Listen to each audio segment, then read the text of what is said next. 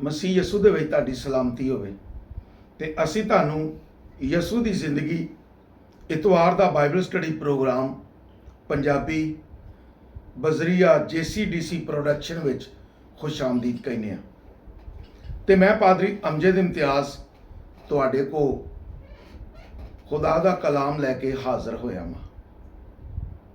ਤੇ ਅੱਜ ਅਸੀਂ ਫੇਰ ਮਰਕਸ ਦੀ ਅੰਜੀਲ ਉਹਦੇ 7ਵੇਂ ਬਾਬ ਚੋਂ ਖੁਦਾ ਦੇ ਕਲਾਮ ਦੇ ਵਿੱਚੋਂ ਸਿੱਖਾਂਗੇ।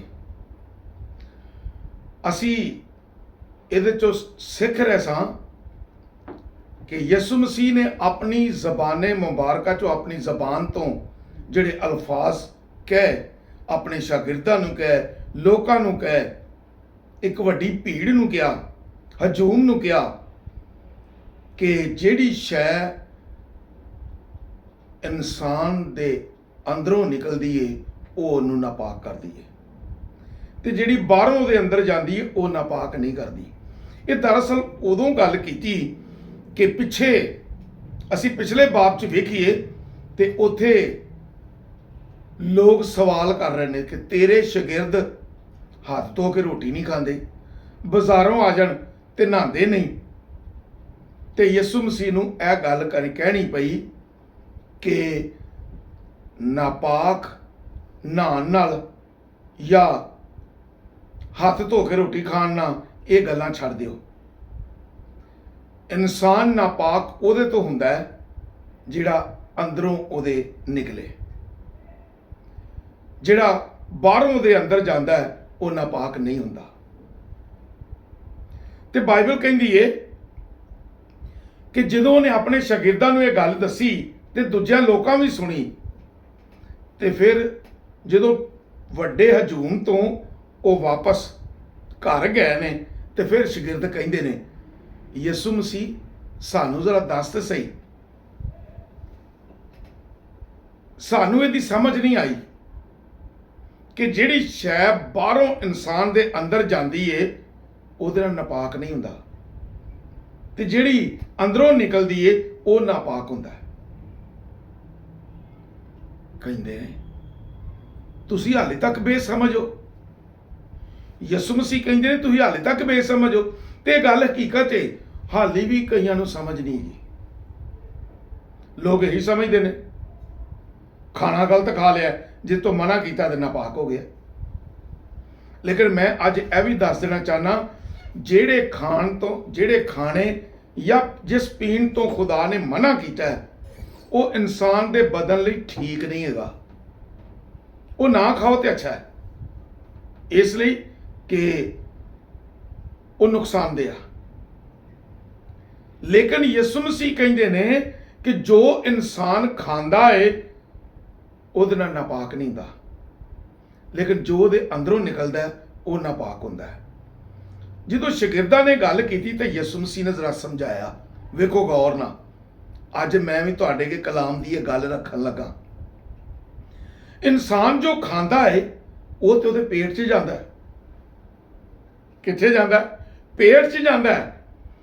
ਤੇ ਪੇਟ ਦੇ ਵਿੱਚ ਜਦੋਂ ਜਾਂਦਾ ਹੈ ਤਾਂ ਉਹ ਅਸੀਂ ਪਖਾਨਾ ਕਰਨੇ ਆ ਤੇ ਬਾਹਰ ਉਹਦੇ ਨਾਲ ਬੰਦਾ ਨਾਪਾਕ ਤੇ ਨਹੀਂ ਹੁੰਦਾ, ਉਹ ਤੇ ਗਿਆ। ਲੇਕਿਨ ਯਿਸੂ ਮਸੀਹ ਕਹਿੰਦੇ ਨੇ ਜਿਹੜੀਆਂ ਛਾਵਾਂ ਅੰਦਰੋਂ ਨਿਕਲਦੀਆਂ ਨੇ ਉਹ ਉਹਨੂੰ ਨਾਪਾਕ ਕਰਦੀਆਂ ਨੇ। ਕਿਹੜੀਆਂ? ਬੁਰੇ ਖਿਆਲ। ਕਿਉਂ? ਅੰਦਰੋਂ ਨਿਕਲਦਾ ਉਹ ਜੋ ਉਹਦੇ ਦਿਲ 'ਚ ਹੁੰਦਾ ਹੈ, ਜੋ ਉਹਦੇ ਦਿਮਾਗ 'ਚ ਹੁੰਦਾ ਹੈ। ਜਦੋਂ ਦਿਲ ਦੇ ਅੰਦਰੋਂ ਬੁਰੇ ਖਿਆਲ ਨਿਕਲਦੇ ਨੇ ਤੇ ਹਰਾਮਕਾਰੀਆਂ ਨਿਕਲਦੀਆਂ ਨੇ, ਚੋਰੀਆਂ ਨਿਕਲਦੀਆਂ ਨੇ, ਖੂਨਰੇਜ਼ੀਆਂ ਨਿਕਲਦੀਆਂ ਨੇ, ਜ਼ਨਾਕਾਰੀਆਂ ਨਿਕਲਦੀਆਂ ਨੇ, ਤੇ ਉਹਦੇ ਨਾਲ ਨਾਪਾਕ ਹੋ ਜਾਂਦਾ ਹੈ। ਹੁਣ ਵੇਖੋ ਨਾ, ਦਿਮਾਗ 'ਚ ਮਨਸੂਬਾ ਬਣਾਉਂਦਾ, ਦਿਲ 'ਚ ਉਹਦੇ ਗੱਲ ਨਿਕਲਦੀ ਏ ਕਿ ਮੈਂ ਇੱਕ ਮਨਸੂਬਾ ਬਣਾਵਾਂ, ਲੇਕਿਨ ਹੁੰਦਾ ਬੁਰਾ ਹੈ, ਉਹਦੇ ਨਾਲ ਨਾਪਾਕ ਹੋ ਜਾਂਦਾ ਹੈ। ਤੇ ਜਦੋਂ ਉਹੋ ਹੀ ਬੰਦਾ ਹਰਾਮਕਾਰੀ ਲਈ ਸੋਚਦਾ ਹੈ ਤੇ ਦੇਖੋ ਯਿਸੂ ਮਸੀਹ ਨੇ ਤਾਂ ਬੜੇ ਸਾਫ਼ ਲਫ਼ਜ਼ਾਂ ਨਾਲ ਕਿਹਾ, ਤੂੰ ਅਗਰ ਔਰਤ ਵੱਲ ਗੰਦੀ ਨਜ਼ਰ ਨਾਲ ਵੇਖ ਲਿਆ ਤੇ ਤੂੰ ਜ਼ਨਾ ਕਰ ਚੁੱਕਿਆ। ਅਸੀਂ ਅੱਜ ਇਹੋ ਹੀ ਗੱਲ ਸਮਝ ਲਈਏ ਕਿ ਉਹਨੇ ਵੇਖਿਆ, ਉਹਦੇ ਅੰਦਰੋਂ ਖਿਆਲ ਨਿਕਲਿਆ, ਉਹਦੇ ਅੰਦਰ ਹਾਲੇ ਉਹਨੇ ਕੀਤਾ ਕੁਝ ਨਹੀਂ, ਉਹਦੇ ਦਿਲ ਦੇ ਅੰਦਰੋਂ ਇਹ ਗੱਲ ਨਿਕਲੀ ਏ। ਤੇ ਯਿਸੂ ਮਸੀਹ ਕਹਿੰਦੇ ਨੇ ਤੂੰ ਤਾਂ ਜ਼ਨਾ ਕਰ ਚੁੱਕਿਆ। ਇਹ ਗੱਲ ਉਹਦੀ ਨਾਪਾਕੀ ਦੀ ਹੈ ਕਿ ਉਹਨੇ ਸੋਚਿਆ ਤੇ ਨਾਪਾਕ ਹੋ ਗਿਆ। ਇਸੇ ਤਰ੍ਹਾਂ ਹੀ ਮੇਰੀ ਗੱਲ ਨੂੰ ਸਮਝ ਲਓ, ਅੱਜ ਹਰਾਮਕਾਰੀਆਂ, ਜ਼ਨਾਕਾਰੀਆਂ, ਚੋਰੀਆਂ, ਚੋਰੀ ਵੇਖਣਾ, ਕੋਈ ਲੜਕੀ ਅਗਰ ਤਿਆਰ ਹੋ ਕੇ ਨਿਕਲਦੀ ਏ, ਕੋਈ ਬੇਟੀ ਅਗਰ ਤਿਆਰ ਹੋ ਕੇ ਨਿਕਲਦੀ ਏ, ਅੱਛੇ ਕੱਪੜੇ ਪਾ ਕੇ ਨਿਕਲਦੀ ਏ, ਤੇ ਮੁੰਡੇ ਉਹਨੂੰ ਵੇਂਦੇ ਨੇ ਤੇ ਕਿੰਨੇ ਗੁਨਾਹ ਕਰ ਜਾਂਦੇ ਨੇ। ਇੱਕ ਲੜਕਾ ਅੱਛੀ ਸ਼ਰਟ ਪਾਉਂਦਾ, ਟਾਈ ਲਾਉਂਦਾ, ਕੁੜੀਆਂ ਨੂੰ ਵੇਂਦੀਆਂ ਨੇ, ਜ਼ਨਾ ਕਰ ਜਾਂਦੀ, ਗੁਨਾਹ ਕਰ ਜਾਂਦੀਆਂ ਨੇ, ਖਿਆਲੀ ਗੁਨਾਹ ਕਰ ਜਾਂਦੀਆਂ ਨੇ। ਇਸ ਲਈ ਮੈਂ ਇਹ ਗੱਲ ਸਮਝਾਉਣਾ ਚਾਹੁੰਦਾ ਵਾਂ ਕਿ ਯਿਸੂ ਮਸੀਹ ਨੇ ਕਿਹਾ ਜੋ ਇਨਸਾਨ ਦੇ ਅੰਦਰੋਂ ਨਿਕਲਦਾ ਹੈ ਉਹ ਉਹਨੂੰ ਨਾਪਾਕ ਕਰਦਾ ਹੈ, ਪਲੀਤ ਕਰ ਦਿੰਦਾ ਹੈ। ਤੇ ਜੇ ਪਲੀਤ ਹੋ ਜਾਏ ਤੇ ਪਾਕ ਕਿਵੇਂ ਹੁੰਦਾ ਹੈ? ਇੰਜ ਦਾ ਹੀ ਮਾਹੌਲ ਮੈਂ ਤੁਹਾਨੂੰ ਦੱਸਣਾ ਚਾਹੁੰਦਾ ਵਾਂ। ਯਸਾਇਆ 6 ਬਾਬ 'ਚ ਬਾਈਬਲ ਦੱਸਦੀ ਏ ਕਿ ਯਸਾਇਆ ਨਬੀ ਨੇ ਦੂਰੋਂ ਖੁਦਾ ਦਾ ਤਖਤ ਵੇਖਿਆ। ਜਦੋਂ ਖੁਦਾ ਦਾ ਤਖਤ ਵੇਖਦਾ ਹੈ ਤੇ ਉਹ ਆਪਣੇ ਆਪ ਨੂੰ ਵੇਖਦਾ ਹੈ ਤੇ ਤਖਤ ਨੂੰ ਵੇਖਦਾ ਹੈ ਤੇ ਨਾਲ ਹੀ ਬੋਲ ਉੱਠਿਆ, ਚੀਖ ਉੱਠਿਆ, ਹਾਏ ਮੈਂ ਤੇ ਨਾਪਾਕ ਹਾਂ, ਮੈਂ ਤੇ ਗੁਨਾਹਗਾਰ ਹਾਂ, ਮੈਂ ਤਾਂ ਗੁਨਾਹਗਾਰ ਲੋਕਾਂ 'ਚ ਬਸਣਾ, ਮੈਂ ਤੇ ਨਾਪਾਕ ਹਾਂ, ਮੈਂ ਤੇ ਬਦੀ ਦੇ ਵਿੱਚ ਰਹਿਣ ਡਿਆ। ਉਹਨੂੰ ਆਪਣਾ ਆਪ ਯਾਦ ਆਉਂਦਾ, ਮੈਂ ਨਬੀ, ਮੈਂ ਨਾਪਾਕ ਹਾਂ। ਕਿਉਂ? ਇਨਸਾਨ ਜਿਹੜਾ ਔਰਤ ਚੋਂ ਪੈਦਾ ਹੋਇਆ ਉਹਦੇ ਤੋਂ ਗਲਤੀਆਂ ਹੋ ਜਾਂਦੀਆਂ ਨੇ। ਉਹ ਆਪਣੇ ਲੋਕ ਭਾਵੇਂ ਚੰਗਾ ਕੰਮ ਕਰੇ, ਖੁਦਾ ਦੀ ਨਜ਼ਰ 'ਚ ਬਾਜ਼ ਔਕਾਤ ਬੁਰਾ ਹੋ ਜਾਂਦਾ ਹੈ, ਕਿ ਮਨਸੂਬਾ ਗਲਤ ਹੁੰਦਾ ਹੈ। ਤੇ ਨਬੀ ਕਹਿੰਦਾ ਮੈਂ ਨਾਪਾਕ ਹੋ ਗਿਆ ਵਾਂ, ਮੈਂ ਨਾਪਾਕ ਹਾਂ। ਤੇ ਬਾਈਬਲ ਕਹਿੰਦੀ ਹੈ ਖੁਦਾ ਦੇ ਤਖਤ ਦੇ ਸਾਹਮਣੇ ਮਜ਼ਬਾ ਤੋਂ ਫਰਿਸ਼ਤੇ ਨੇ ਇੱਕ ਕੋਲਾ ਚੁੱਕਿਆ, ਦਸਤੇ ਪਨਾਹ ਯਾਨੀ ਚਿਮਟੇ ਨਾਲ, ਤੇ ਲਿਆ ਕੇ ਯਸਾਇਆ ਦੇ ਲਬਾਂ ਤੇ ਲਾਇਆ, ਨਬੀ ਦੇ ਲਬਾਂ ਤੇ ਲਾਇਆ, ਤੇ ਕਹਿੰਦਾ ਜਾ ਤੇਰੀ ਬਦਕਰਦਾਰੀ ਦੂਰ ਹੋਈ, ਤੇਰੇ ਗੁਨਾਹ ਦਾ ਕਫਾਰਾ ਹੋ ਗਿਆ। ਮੇਰੇ ਭਰਾਓ, ਮੇਰੀ ਭੈਣੋ, ਗੌਰ ਨਾਲ ਸਮਝ ਲਓ, ਇਸ ਦੁਨੀਆ ਤੇ ਰਹਿੰਦਿਆਂ ਹੋਇਆਂ ਇਨਸਾਨ ਕੋਲੋਂ ਗਲਤੀਆਂ ਹੋ ਜਾਂਦੀਆਂ ਨੇ, ਗੁਨਾਹ ਹੋ ਜਾਂਦੇ ਨੇ, ਉਹ ਨਾਪਾਕ ਹੋ ਜਾਂਦਾ ਹੈ, ਉਹ ਪਲੀਤ ਹੋ ਜਾਂਦਾ ਹੈ, ਉਹਨੂੰ ਆਪ ਪਤਾ ਨਹੀਂ ਹੁੰਦਾ। ਹਾਲਾਂ ਉਹ ਗੀਤ ਵੀ ਗਾਣ ਡਿਆ, ਦੁਆ ਵੀ ਕਰਨ ਡਿਆ, ਪ੍ਰਸਤਸ਼ ਵੀ ਕਰਨ ਡਿਆ, ਪ੍ਰਸਤਸ਼ ਕਰਦਾ ਰਹੇਗਾ, ਗੀਤ ਗਾਉਂਦਾ ਰਹੇਗਾ, ਗੀਤ ਸੁਣਦਾ ਰਹੇਗਾ, ਬਾਈਬਲ ਪੜ੍ਹਦਾ ਰਹੇਗਾ, ਲੇਕਿਨ ਜਦੋਂ ਉਹ ਦੁਆ ਕਰੇਗਾ ਤੇ ਉਹਦੀ ਖੁਦਾ ਦੁਆ ਨਹੀਂ ਸੁਣੇਗਾ। ਕਿਉਂ? ਉਹ ਤੇ ਨਾਪਾਕ ਹੈ, ਉਹਦੀ ਦੁਆ ਕਿੱਥੋਂ ਸੁਣੀ ਜਾਣੀ ਹੈ? ਇਹ ਇਨਸਾਨ ਦੀ ਫਿਤਰਤ ਹੈ ਕਿ ਉਹ ਗੁਨਾਹ 'ਚ ਜ਼ਿੰਦਗੀ ਬਸਰ ਕਰਦਾ ਹੈ।